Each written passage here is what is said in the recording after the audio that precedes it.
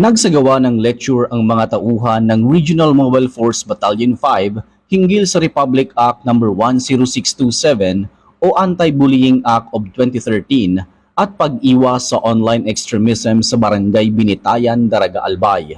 Layunin nito na palawakin ang kamalayan ng komunidad at mga mag-aaral tungkol sa kahalagahan ng pagpapanatili ng isang ligtas, inklusibo at mapayapang kapaligiran sa paaralan.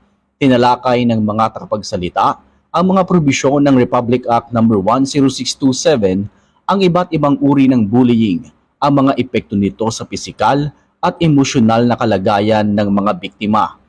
Nagbigay rin ang RMFB-5 ng impormasyon hinggil sa pag-iwas sa online extremism. Ipinaliwanag sa mga kalahok ang mga panganib na dulot ng maling paggamit ng internet at social media, kabilang ang pagkalat ng maling impormasyon at ang mga pamamaraan ng mga ekstremistang grupo sa panghihikayat o pagre-recruit sa pamamagitan ng mga online platform. Hinikayat naman ang mga dumalo na maging mapanuri sa kanilang mga nakikitang content sa internet, gumamit ng social media ng responsable at agad na ipagbigay alam sa mga otoridad ang anumang kahinahinalang online na aktibidad.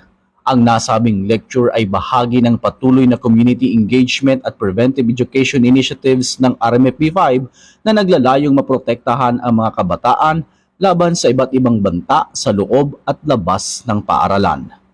Patuloy na naninindigan ang RMFB-5 sa pagsusulong ng mga programang nagbibigay kaalaman at nagpapatibay sa kamalayan ng publiko alinsunod sa hadikain ng PNP na mapanatili ang kapayapaan at kaayusan sa bawat pamayanan.